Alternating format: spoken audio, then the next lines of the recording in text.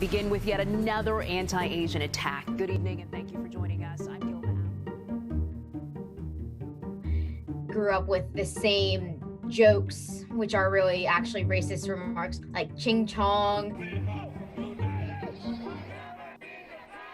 Dozens of people filled the streets from Times Square to Chinatown Saturday afternoon. The past year, I was in Philadelphia for a protest, I think in October or something, and I was walking down the street and someone, I had a headphone in because I was on the phone with one of my friends, but all I could hear was like someone screaming at me for being Chinese.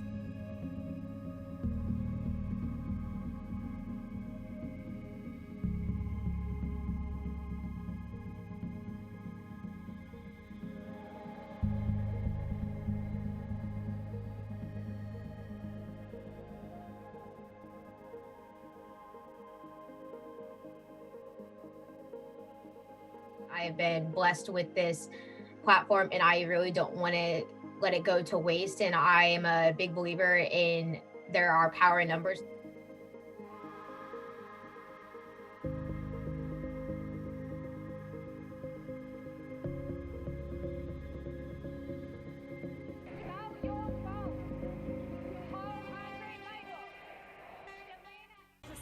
The mimicking of our small eyes, which ironically is now a trend. I also like to practice what I preach. I try my hardest to get out there and do my part. Not only that, but in everyday life too. If I see some type of remark, or if someone I know even makes that kind of any remarks that I just completely disagree with, I will call them out on it. I'm not just going to stay silent, because I believe that silence is compliance.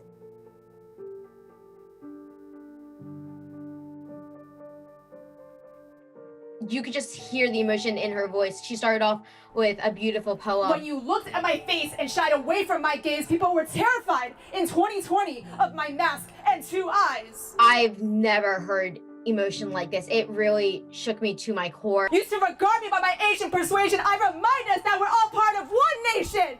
Woo! We're spreading animosities and the black-eyed peas. Can I have some peace with my black eyes, please?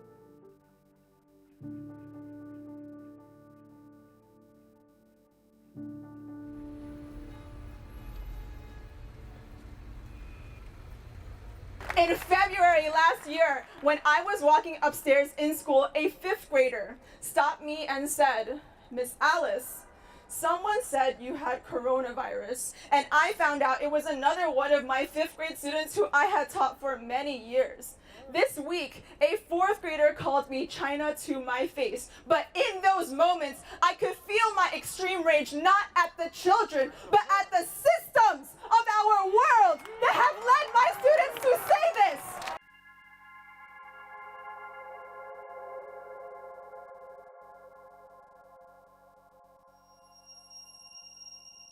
You have to call out when people are in the wrong and they try to brush things off like that as just a joke, even no matter how small it is, because that's how it becomes normalized.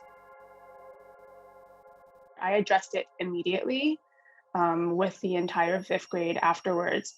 And I talked about how it's very hurtful for me to hear that.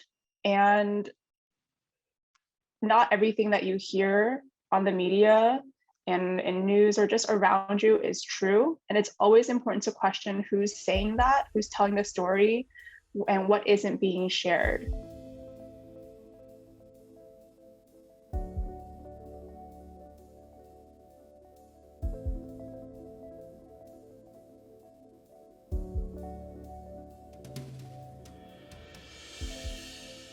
There was a kid who actually called out in that moment, "That's racist." And at first I didn't really even know how to respond, but the next day I showed my appreciation because yeah, that was racist to say.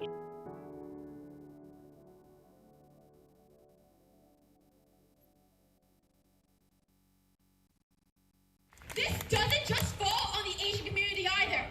Allies, we love and appreciate you, but stop just being allies and start being accomplices. Don't be an ally, be an accomplice. Being an ally is just kind of sitting back, observing, yes, I support you, but I'm not going to do anything about it. You have to be an accomplice. You have to be out there having those uncomfortable conversations. You have to call out when people are in the wrong and they try to brush things off like that as just a joke.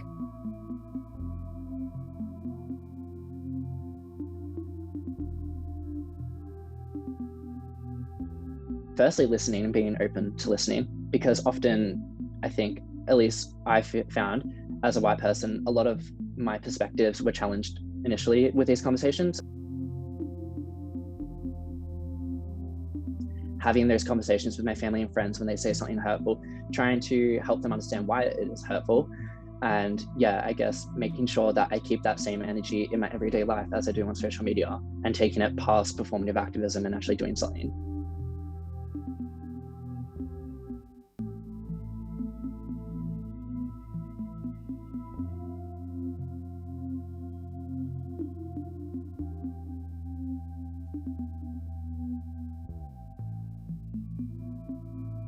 I barely know anything about the culture, the country, the language. So it's maybe like kind of struggle, like, am I really a part of that community? I may look like them, but I don't have like the same culture sense as them. But after going to this rally, I was there and I just honestly felt so at home, and I felt that sense of community. This doesn't just fall on the Asian community either. Allies, we love and you cannot blame an entire race and place the blame for the government's inadequate and incompetent response to COVID-19.